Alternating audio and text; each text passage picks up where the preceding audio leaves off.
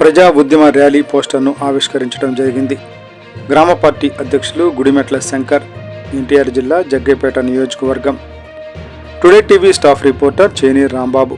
పెనుగంచిప్రోలు గ్రామంలోని ఈ రోజున గ్రామ పార్టీ అధ్యక్షులు గుడిమెట్ల శంకర్రావు మరియు మండల పార్టీ అధ్యక్షులు పొన్నం కోటేశ్వరరావు పెనుగంచిప్రోలు గ్రామంలో ప్రజా ఉద్యమ ర్యాలీ పోస్టర్ను ఆవిష్కరించడం జరిగింది.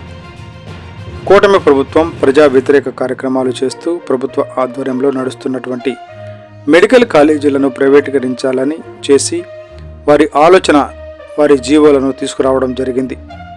దానిని వ్యతిరేకిస్తూ వైఎస్ఆర్ కాంగ్రెస్ పార్టీ అధ్యక్షులు జగన్మోహన్ రెడ్డి ప్రజా ఉద్యమం చేయాలని చెప్పే ఆలోచన పార్టీ శ్రేణులకు, అదేవిధంగా ఈ రాష్ట్రంలో ఉన్న ప్రజలందరికీ కూడా తెలియచేయడం జరిగింది.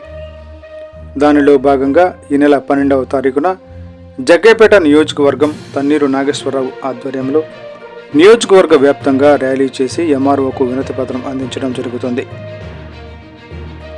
దీనిలో భాగంగా ఈరోజు వైఎస్ఆర్ కాంగ్రెస్ పార్టీ అయిన మేము పోస్టర్ను ఆవిష్కరించడం జరిగింది.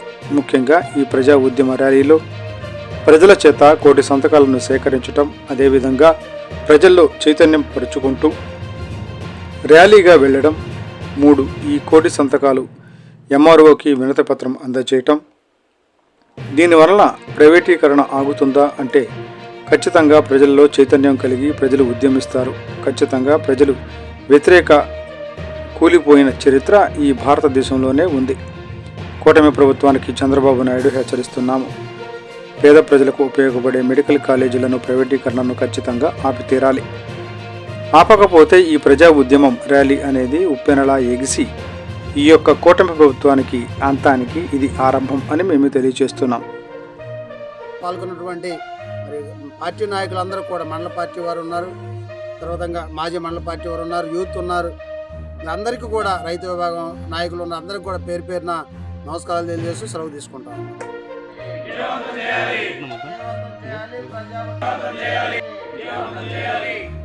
జై జగన్.